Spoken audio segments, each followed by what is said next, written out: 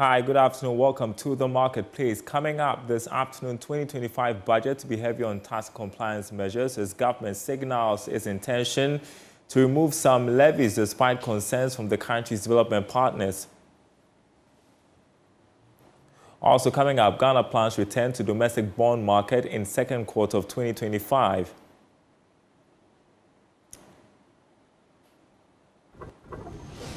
Plus, Communications Minister Sam Nartey-George says government is poised to address the legal framework surrounding misinformation and disinformation in the country.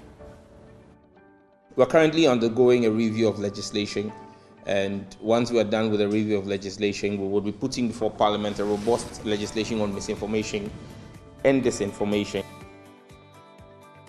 My name is Daryl Kwao. Thanks for being with us. Details coming up.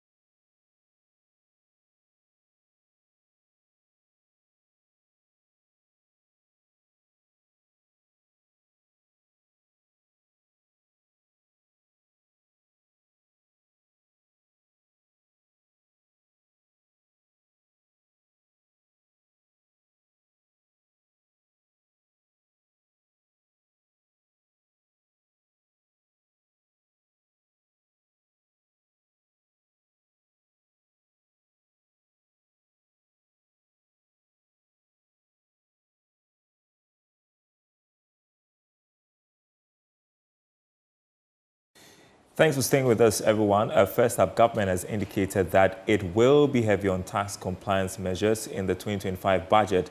This is one of several measures being considered to make up for the gap that will be created as a result of removing some taxes. Here are details in the following report. What we are picking up, government will indeed press ahead to remove all the taxes and levies, as promised in its campaign manifesto. One can talk about the Burton tax, COVID-19 levy, and the e-levy. All these taxes could result in government losing more than 10 billion Ghana cedis every year. This has resulted in some renewed pressure on government to review this proposal. It follows revelations from the World Bank that the economy could struggle, especially when revenue mobilization is not looking too good for this year. But persons close to government insist all these taxes will be removed.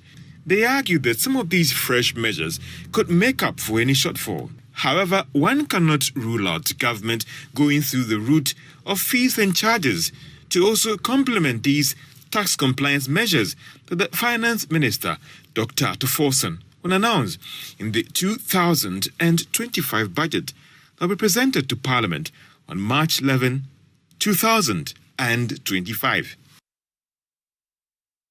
Well, joining me on phone is Joe Jackson, who is Chief Executive of Delex Finance. Good afternoon to you. Thank you so much, sir, for joining us. Where do you stand when it comes to the issue of tax reforms? The government bent on removing some taxes and focusing on tax compliance, which it feels will be more effective in revenue mobilization.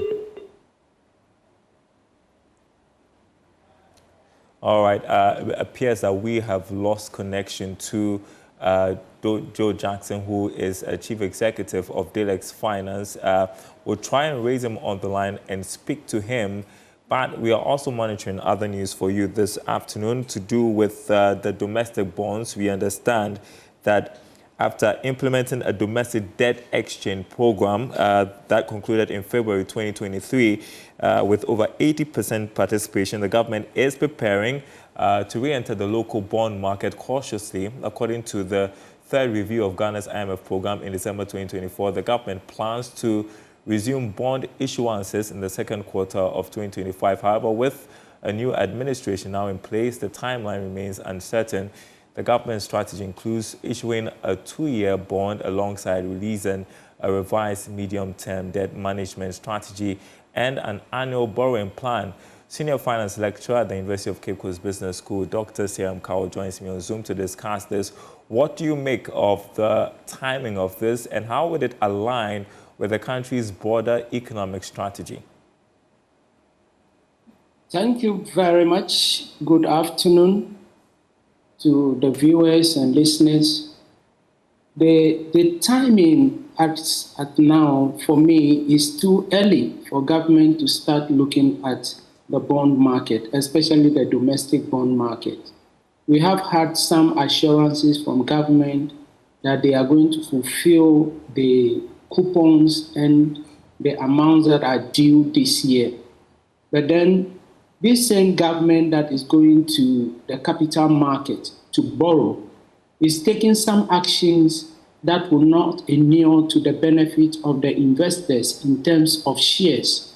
The same domestic market that they are going to use to borrow for 2 years is the same market that they will go and raise money in terms of shares for government entities and companies that are listed on the stock exchange in terms of GOIL and SIC. And so for me, government needs to look at how they are going to get these things done carefully so that the confidence that we require investors are hoping to get from the promises that they have made to fulfill the debt that we have, they need to look at it. It's a good thing for government to come out with the issue of the sinking fund to make sure that these debts are paid in time. But what happens to the issue of fiscal discipline, reduction in government expenditure, making sure tax compliance is well enforced to raise the needed amount of money? Yesterday, I had an interview with the morning show, and I stated that, yes, it's good that these things are coming up, but we also need to make sure that we have the full confidence of the investors to go into the market. What kind of assurance will government give us that in future there will not be any debt exchange, or the debt exchange has come to stay with us, and for that matter, the bond indenture that they are going to raise would specify how the bonds are going to be restructured from time to time. All right. I mean, you indicate it's too early, so when will it be the right time? For the right time, I think government should wait for at least 2 years. And in those 2 years, we make determination about the entire plan for debts that we want to raise over the period. Government would need to specify exactly what they are going to use the monies for. And investors would now make a determination as to when they would receive their coupons when it is due. Another thing that will affect the coupon rate is the factors that have enabled us to or help us to get to the level where we are today, so that the interest rate or the coupon rates that we are going to get will not be very high, that will attract a lot of people to invest, and later we will have situations of haircuts. Right. So let's just assume that the government is going to go ahead with this, as they have said. What will be the overall impact on our debt profile? Surely, once we are going to borrow, it's going to increase our debt profile. And so the debt to GDP ratio will go higher because we are bringing in more debt. That means that the debt will be increasing and debt to GDP will also go up. That will also mean that we're going to pay more interest. The coupons that we are paying, we're going to pay more interest. Remember the emergency budget that was read in December, the interest payments are so high. And that is why I am very much particular about government actions in the stock market. It is the same stock market that they are going to raise the funds. And so if companies can just get listed, and then government would not be able to pay any interest on that amount of money, Why are we not looking at that particular area but focusing on that? It's a huge question that I find it very difficult to answer. All right. One final question to you. How should the government manage investor sentiment, especially as we are just recovering from economic challenges, and what are the risks that they should look out for if they should go back to domestic bond issuance in the second quarter? Yeah, so the expectations are going to be very high, basically based on the confidence Ghanaians have reposed in this current government. And so to manage the expectations, there is the need for flow of information. The financial market flow with information. So we need to have that. The risks associated with this will be the domestic debt. Is it going to be US bonds, US denominated bonds, or Ghana cedis denominated bonds? So that we will be able to avoid the issue of exchange rates, which currently we seem not to have any solution to. All right, a senior finance lecturer at the University of Cape Coast Business School, Dr. Siam Kawo. It's been a long time. Good to see you and great to speak with you on the marketplace. I appreciate it. Well, joining us on the phone is Joe Jackson, who is Chief Executive of Delex Finance. We have him back. We're talking about government keen on going ahead with this tax compliance measures because it feels it is an effective way of mobilizing revenue, despite warnings from the IMF and other donor partners. Good afternoon to you, sir. Thank you so much for joining us. So where do you stand when it comes to the issue of tax reforms? Like I indicated, the government is bent on tax cuts and focusing on tax compliance, which it feels is more effective in revenue mobilization. Good afternoon, and thank you. Listen, as far as I am concerned, we need to expand the tax net, the tax net. Now, if we're going to go after compliance so that we can reduce the burden on those who are paying, that is fantastic. But the plan we look at in the context that it increases the tax, and it every single sector.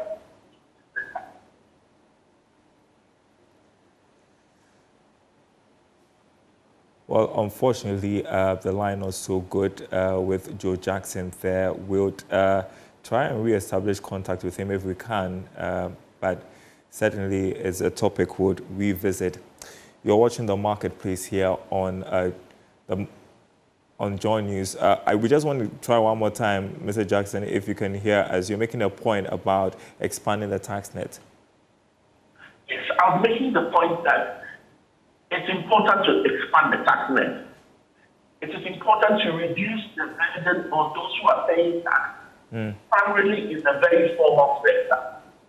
And that compliance shouldn't just be for those in the formal sector. It should bring those who are outside the tax net, especially in the informal sector, into it so that we can increase the volume of taxes that come in. That will enable us to remove some of the taxes which the Ghanaian public believes is burdensome.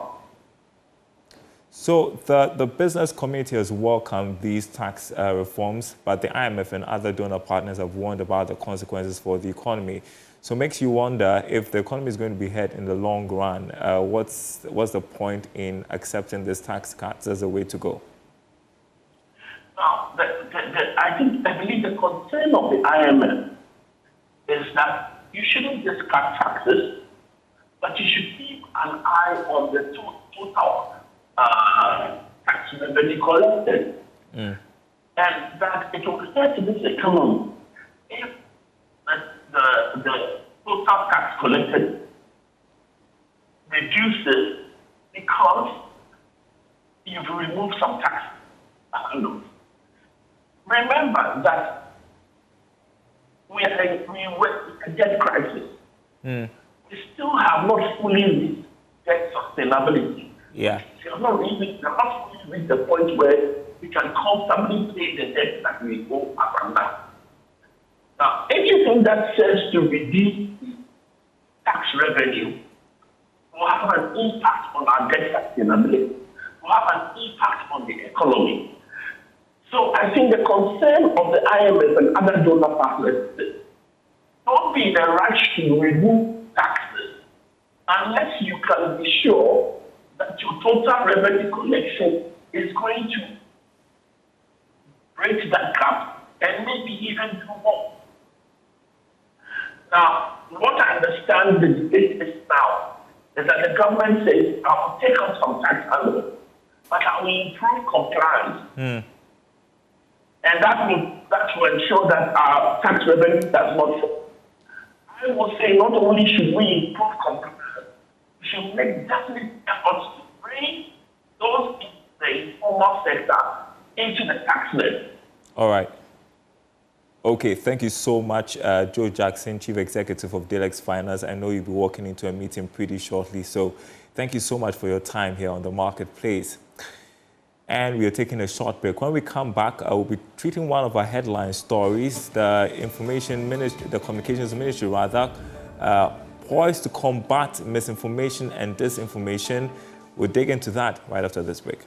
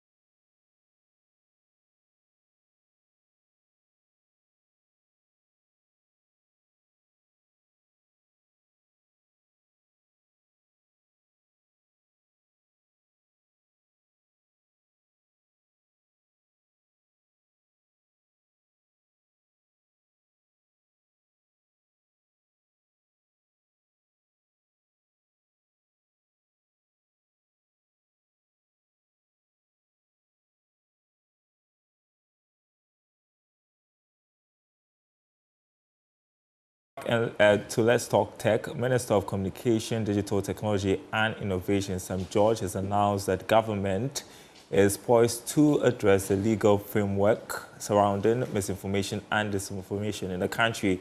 There's more in this report. The issue of misinformation and disinformation is a critical thing that we're going to be looking at as a ministry, because most of the disinformation and misinformation you see is being carried out on digital platforms. That falls under our purview. We're currently undergoing a review of legislation, and once we are done with a review of legislation, we will be putting before Parliament a robust legislation on misinformation and disinformation that would allow the legal framework for us to clamp down on fake news. We're not going to be clamping down on free speech. Free speech is certainly going to be protected as enshrined in the 1992 Constitution. However, what we are going to do is clamp down on premeditated misinformation and calculated disinformation that is aimed at misinforming the public and driving the wrong sentiments in the public. So yeah, the ministry is working around that.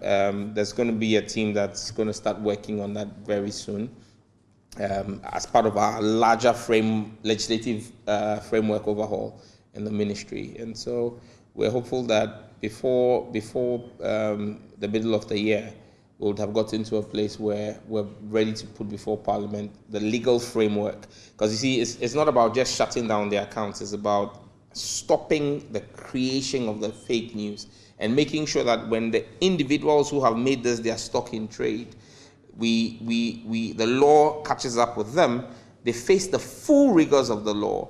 When there are consequences, it acts as a deterrent for people who are willingly and gleefully engaged in mis and disinformation. That was not a report, it was a SAT actually, Communications Minister there, Sam George. Joining me on Zoom, lead for Eyes of Africa, Henry Kobler. Henry, good afternoon to you. So do we face a real threat here in Ghana when it comes to misinformation and disinformation? Daryl, I mean, I'm glad that the minister himself has been a victim of this, and so if he relatively is picking up this as something that he needs to drive, it's true. I think that it's a call in the right direction. I mean, misinformation could be anything where it's more like false information or misleading information, but generally doesn't have the intention to deceive. But this information relatively comes in, it's more calculated, it's misleading, and it's more up to, thrown up to be manipulating public opinion. And I think that he's been a direct victim of it, where he's told to be watching certain videos in the parliament, on the floor of parliament, and which did not. And if you're looking at the video, it was more calculated in such a way that the graphics to which was put out was perfectly done. Whether with AI or with a normal graphic human, it was perfectly done. And I'm actually glad that he's been a victim. I'm hoping that what he puts out to Parliament gives us some level of relief in it. I'm actually curious to know how he's going to go about it, because he does not own most of these social media platforms. Right. I've seen the US and Europe regions try to curb this disinformation and misinformation.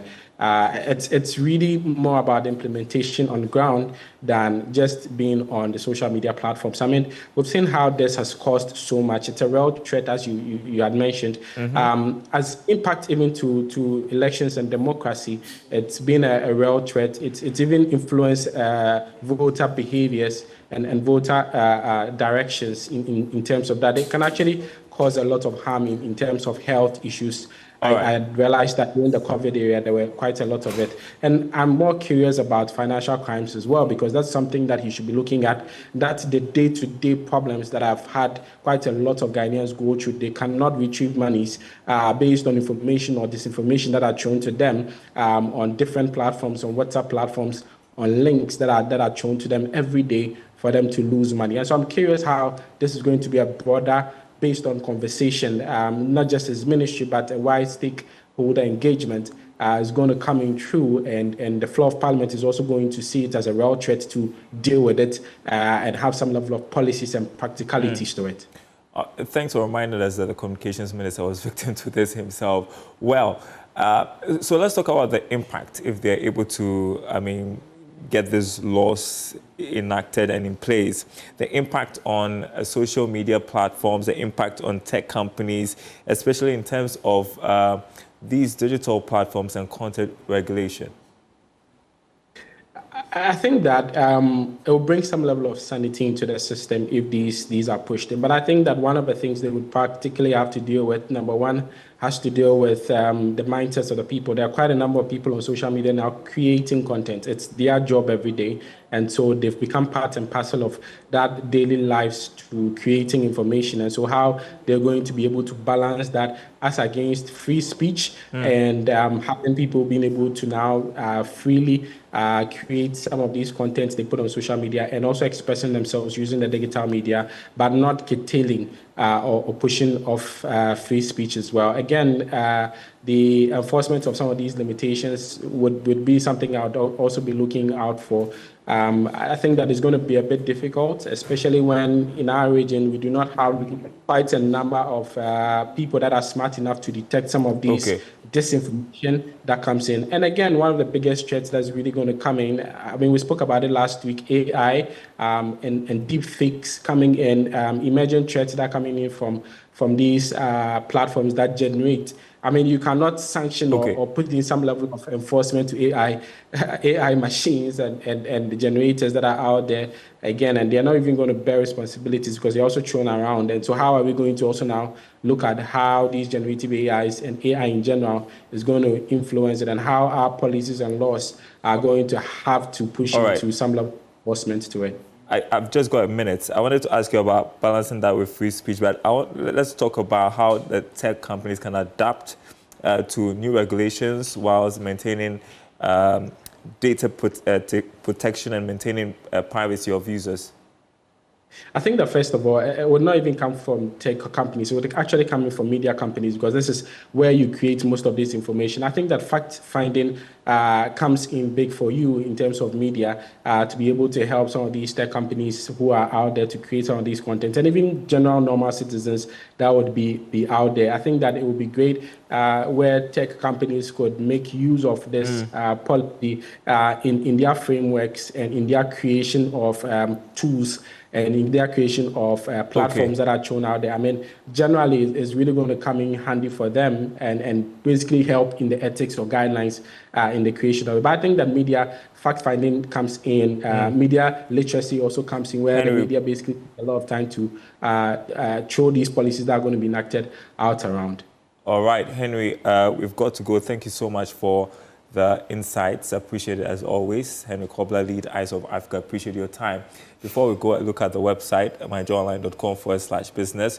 News of Stanbic MD Kwame Sumaning, his election as the GAB president, also energy minister, to form committee to restructure petroleum downstream sector. myjoyonline.com/business. My name is Darryl Carr. Thanks for watching. We will be back same time tomorrow.